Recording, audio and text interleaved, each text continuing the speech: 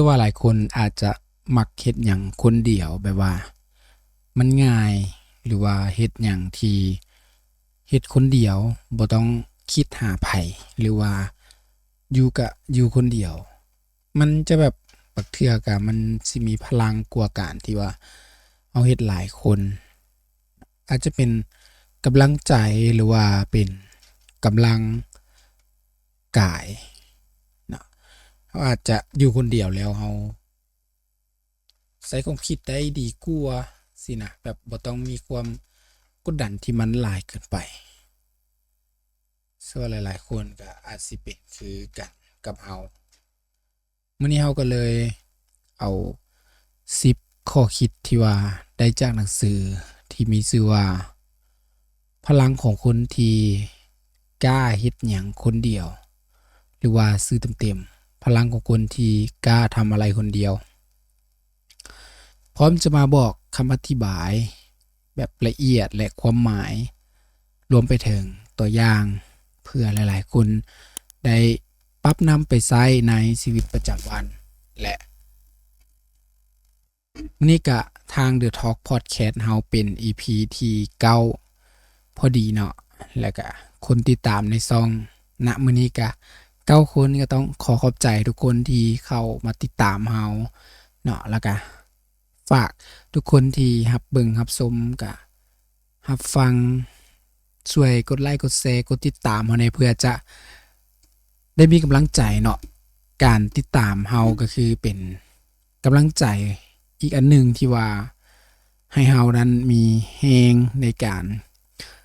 อัดคลิปหรือว่ามาสรุปเนื้อหาต่างๆให้ทุกคนได้ฟังกันนะบ่ว่าจะเป็นพอดแคสต์ธรรมดาหรือว่าจะเป็นการเล่าสรุปหนังสือที่เป็นในเวอร์ชันที่แบบฟังง่ายๆกันเพื่อจะบ่เป็นการเสียเวลาเนาะเดี๋ยวเราจะมาเริ่มต้นกันที่ข้อที่1เดี๋ยวทวนหัวข้อให้ฟังอีกบาทหนึ่งเว้าถึง10ข้อคิดที่ว่าได้จากหนังสือพลังของคนที่กล้าทำอะไรคนเดียวนะข้อที่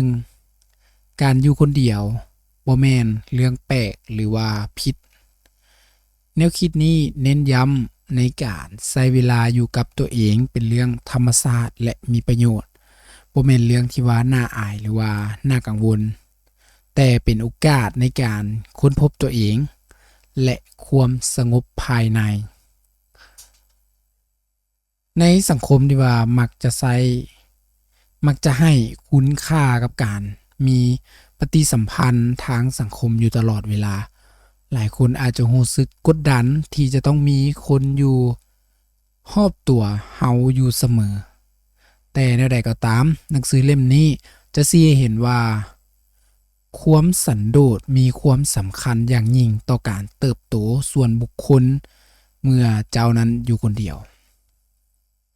เจ้าจะปราศจากสิ่งรบกวนและอิทธิพลภายนอก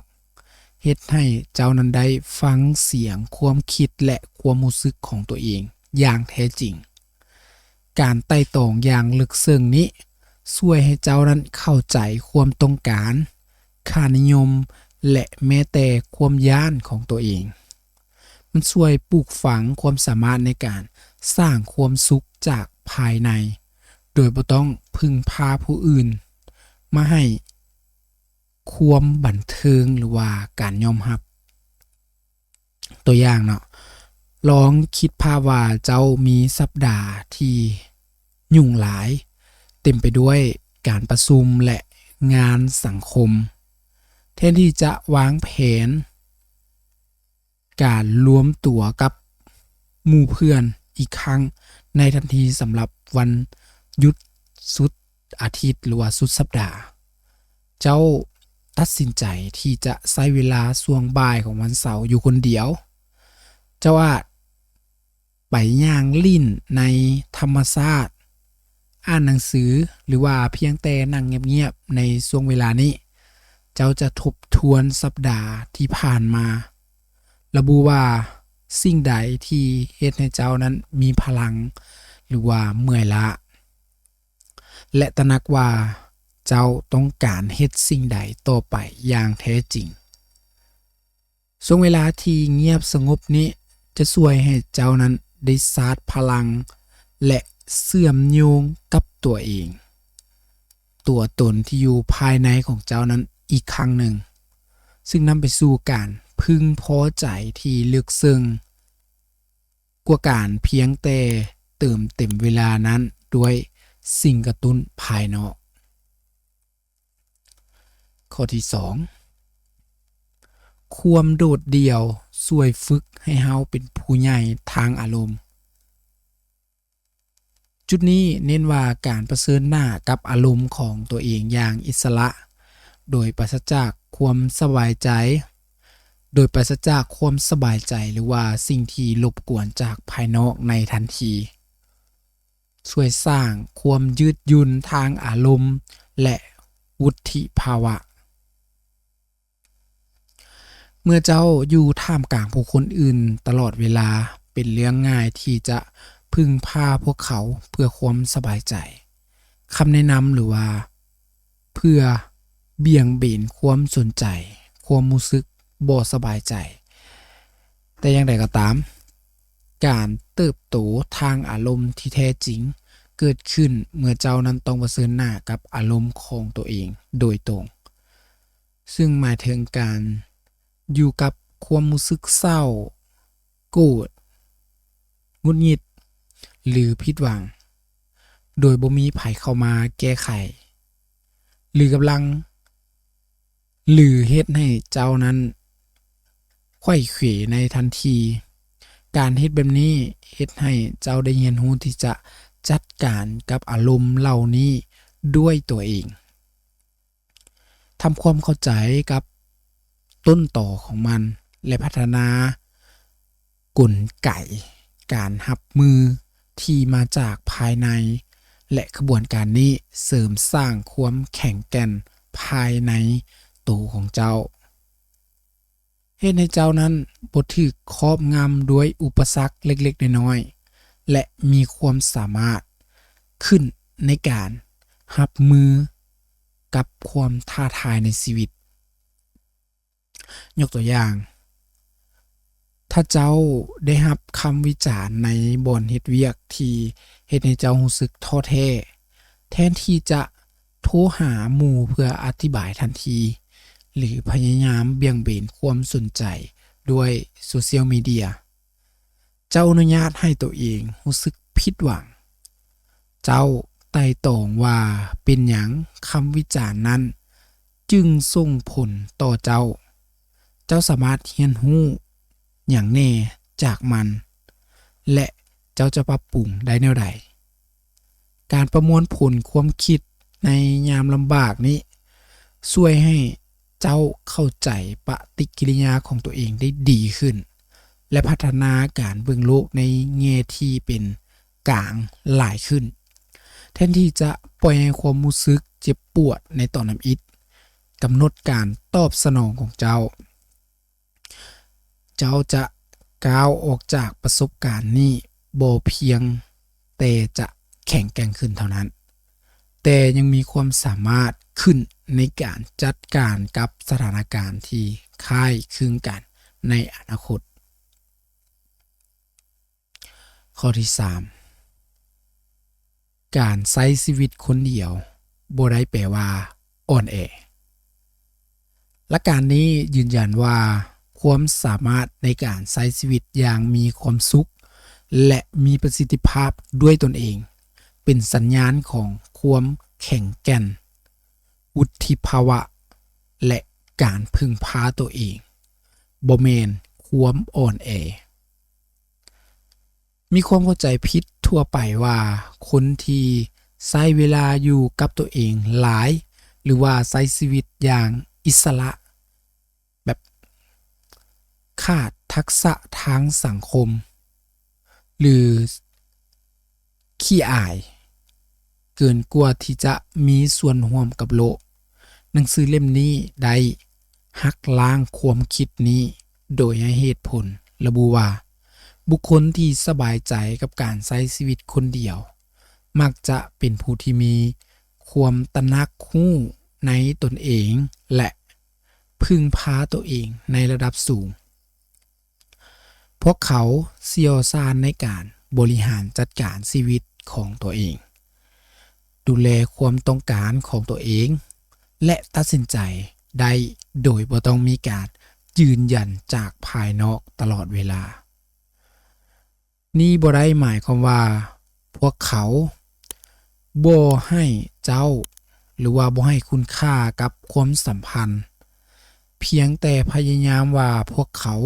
บ่ได้พึ่งพาผู้อื่นเพื่อความเป็นอยู่ที่ดีขึ้นของขั้นพื้นฐานความสุขของพวกเขาเกิดขึ้นจากภายในยกตัวอย่างลองพิจารณาคนที่เลือกที่จะใช้ชีวิตคนเดียวในเมืองใหม่เพื่อทำงานพวกเขาจัดการกับการเงินเฮ็ดอาหารกินเองจัดการงานบ้านงานเฮือนและสำรวจเมืองตัวเองบุคคลนี้บ่ได้อ่อนแอตรงกันข้ามพวกเขากำลังแสดงให้เห็นถึงความสามารถในการปรับตัวและความเป็นอิสระอย่างมหาศาลพวกเขากำลังสร้างชีวิตที่ตนเองมีความสุขอย่างกระตือรือร้นเรียนรู้ทักษะใหม่ๆและพัฒนาความรู้สึกที่จะพึ่งพาตัวเองที่แข็งแกร่งแทนที่จะ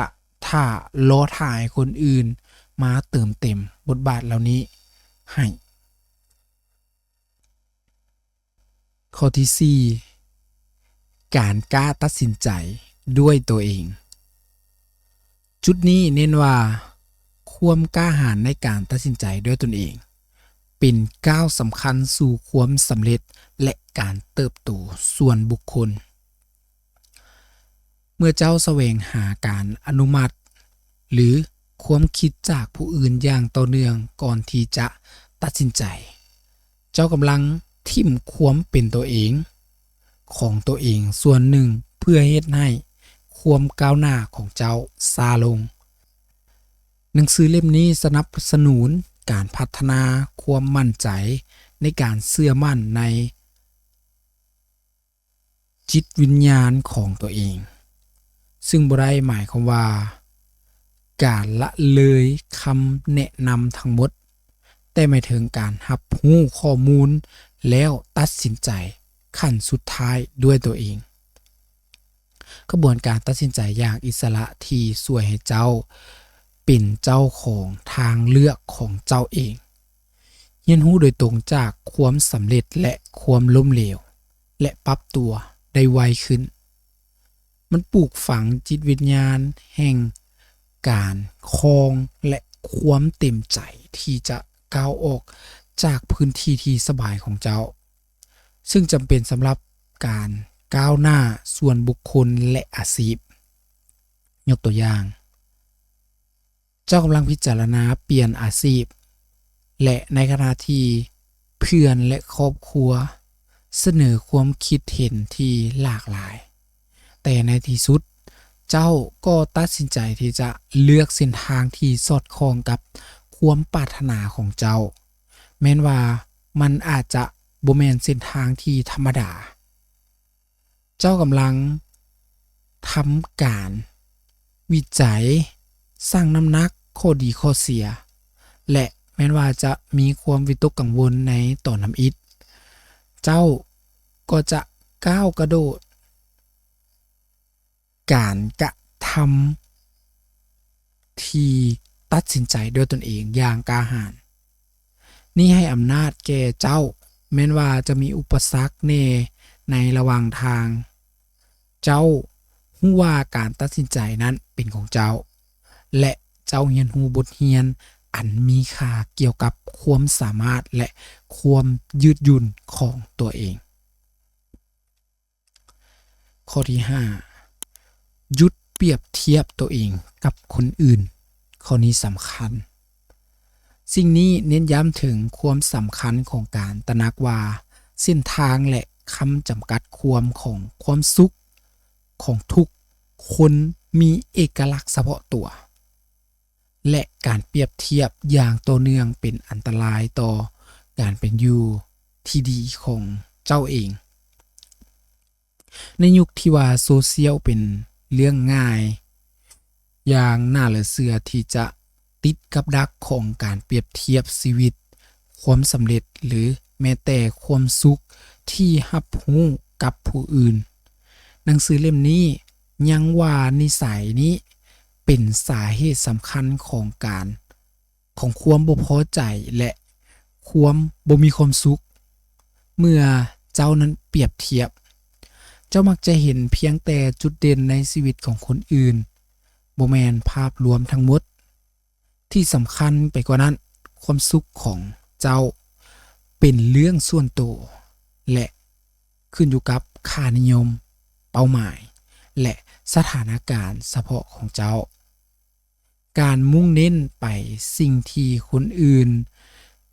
มีหรือว่าเฮ็ด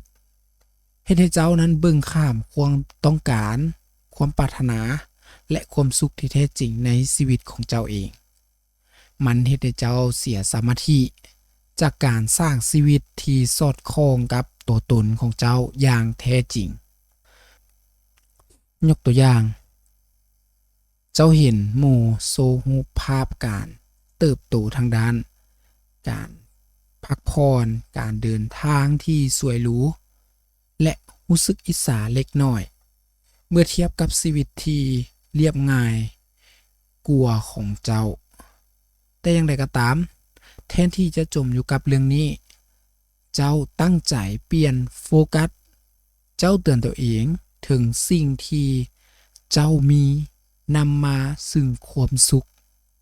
บ่ว่าจะเป็นงานอดิเรกที่เติมเต็มความสัมพันธ์ที่แข็งแกร่งหรือความสงบสุขในบ้านของเจ้าเองเจ้าตระหนักว่าความสุขของคนอื่นหรือว่าของหมู่เจ้าอาจจะมาจากแหล่งอื่นที่แตกต่างกันและความสุขของเจ้าบ่จำเป็นต้องคือกับการหยุดเปรียบเทียบเฮ็ดให้เจ้าสามารถชื่นชมและพึงพอใจกับชีวิตของเจ้าได้ข้อที่6ฝึกคิดบวกเป็นนิสัยการพัฒนานิสัยของการเบิ่งโลกในแง่ดีช่วยให้เจ้านั้นมีความแข็งแกร่งทางจิตใจและมั่นใจหลายขึ้นในการประเผชิญกับความท้าทายเฮ็ดให้ความกังวลลดลงและเบิ่งเห็นความสุขได้หลายขึ้นในชีวิตการเบิ่งโลกในแง่ดีบ่แม่นเพียงแต่การบ่สนใจปัญหาแต่เป็นการเลือกที่จะมุ่งไปที่แง่มุมเชิงบวกของสถานการณ์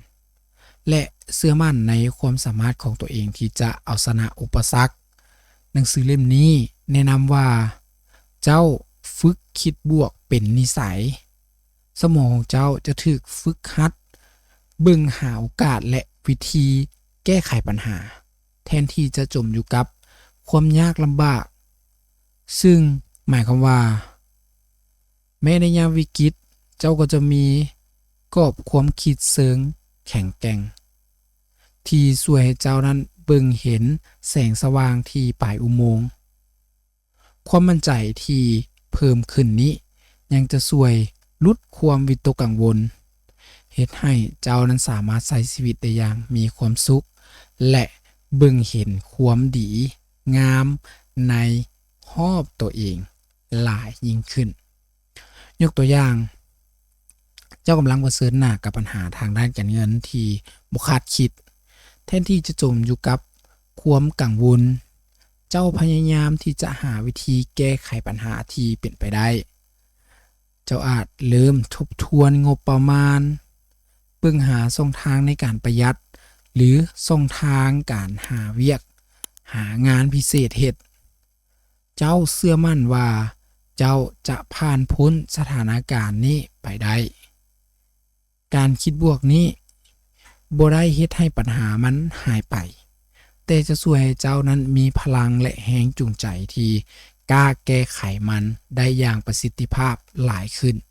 และลดความตึงเครียดทางจิตใจข้อที่7 อย่าย้านการบ่เป็นที่ยอมรับการพยายามเฮ็ดให้ทุกคนนั้นพอใจจนสูญเสียความเป็นตัวเองไปอาจจะเฮ็ดให้เจ้านั้นรู้สึกบ่มีค่าความสุขที่แท้จริงเริ่มต้นจากการยอมรับตัวเองและการมีจิตใจที่มั่นคงหลายๆเทื่อที่เฮาอาจรู้สึกกดดันที่จะต้องเฮ็ดตัวเองหรือเว้าในสิ่งที่คนอื่นนั้นต้องการเพื่อที่จะได้รับการยอมรับแต่อย่างใดก็ตามหนังสือเล่มนี้เตือนว่าการกระทำแบบนี้เป็นการแลกเปลี่ยนความสุขที่แท้จริงของเจ้ากับความพึงพอใจสั่วคราวจากคนอื่นการพยายามเอาใจของคนอื่นมาหลายเกินไปจะเฮ็ดให้เจ้านั้นสูญเสียความเป็นตัวเองหลายขึ้นเฮ็ดให้เจ้าบ่ฮู้ว่าแม่นหยังคือสิ่งที่เจ้าต้องการจริงๆหรือหยังคือสิ่งที่เจ้านั้นยืนหยัดเพื่อมันความสุขที่ยั่งยืนจากภายในเมื่อเจ้ากล้ายอมรับตัวตนที่แท้จริงของเจ้าขอบกพร่องและทั้งหมดเจ้าจะพบความมั่นคงทางจิตใจ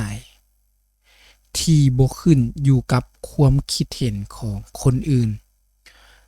ยกตัวอย่างข้อนี้อยู่บอนเฮ็ดเวียกของเจ้ามีการตัดสินใจบางอย่างที่เจ้าบ่เห็นนำแต่ทุกคนอ้อมข้างเจ้านั้นคือที่จะยอมรับมันแทนที่จะเก็บความบ่พอใจไว้ภายในใจเจ้าเลือกที่จะแสดงความคิดเห็นอย่างสุภาพและสร้างสรรค์แม้นว่าความคิดเห็นของเจ้านั้นอาจจะบ่ได้รับการยอมรับจากทุกคนในทันทีแต่การเฮ็ดแบบนั้นเฮ็ดให้เจ้ารู้สึกสบายใจกับตัวเองเจ้าได้แสดงออกถึงความเชื่อมั่นของเจ้าอย่างซื่อสัตย์ซึ่งมันนำไปสู่ความรู้สึกเคารพตัวเองหลายกว่าการพยายามคอยตามเพื่อหลีกเลี่ยงความขัดแย้งและข้อที่8การเผชิญกับความย้านความเจ็บปวดและปัญหาแทนที่จะลบหนีหรือยอมเฮ็ดตามใจของผู้อื่นเฮาควรกล้ายอมรับความเป็นจริงกล้าเผชิญหน้าและแก้ไขปัญหาด้วยตัวเองสัญชาตญาณของมนุษย์มักจะนำเฮาไปสู่การหลีกเลี่ยงสิ่งที่เฮ็ดให้เฮานั้นบ่สบายใจบ่ว่าจะเป็นความย้านความเจ็บปวดทางอารมณ์หรือปัญหาที่ซับซ้อนแต่อย่างใดก็ตามหนังสือเล่มนี้เน้นย้ำว่าการหลีกเลี่ยงบ่ได้ช่วยแก้ไขปัญหาแต่กลับเฮ็ดให้มันบานปลายหรือว่าซ่อนเล้นอยู่ใต้พื้นผิวการเป็นผู้ใหญ่ที่แท้จริงคือการมีความกล้าหาญที่จะเบิ่งตรงไปที่ความเป็นจริงยอมรับความรู้สึกที่บ่พึงประสงค์และลงมือแก้ไขปัญหาด้วยตัวเองการเผชิญหน้าจะช่วยให้เจ้านั้นได้เรียนรู้พัฒนาและเติบโตแทนที่จะติดอยู่ในวงจรของการลบหนียกตัวอย่างข้อนี้เจ้ามีทรัพย์สินจำนวนหลายที่เฮ็ดให้เจ้านั้นเครียดแทนที่จะหลีกเลี่ยงการเบิ่งใบแจ้งหนี้หรือใช้จ่ายเกินตัวต่อไปเจ้าตัดสินใจที่จะเผชิญหน้ากับมันเจ้าสร้างแผนการชำระหนี้เริ่มต้นด้วยการลดค่าใช้จ่ายและอาจจะปรึกษาผู้เชี่ยวชาญทางด้านการเงินการกระทำที่กล้าหาญนี้แม้นว่าจะยากลำบากในตอนทำอิฐแต่ก็เป็นก้าวทำอิฐที่สำคัญในการแก้ไขปัญหาและสร้างอนาคตการเงินที่มั่นคงหลายขึ้น ข้อที่9หยุดฝืนใจตามคนอื่นการใช้ชีวิตในแบบของตัวเองแม้นว่าจะบ่ได้สมบูรณ์แบบแต่จะเฮ็ดให้เจ้านั้นมีความมั่นใจและภาคภูมิใจในสิ่งที่ตัวเจ้าเป็นการใช้ชีวิตโดยพยายามเป็นคนที่เจ้าบ่แม่นเพื่อคนอื่นนั่นเป็นเรื่องที่ว่าเมื่อยและบ่ยั่งยืน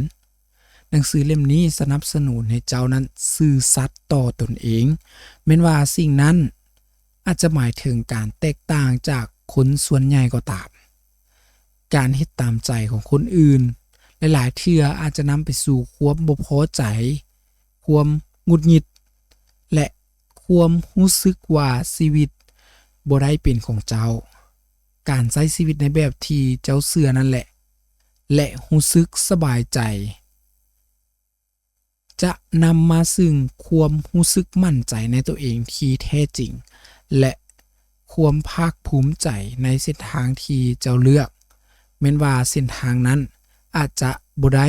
ราบรื่นหรือว่าสมบูรณ์แบบในสายตาของคนอื่นตัวอย่างก็คือหมู่ของเจ้าชวนให้เจ้าเข้าร่วมกิจกรรมที่เจ้าบ่ได้สนใจเลยแต่เจ้ารู้สึกว่าต้องไปเพื่อบ่ให้เสียน้ำใจ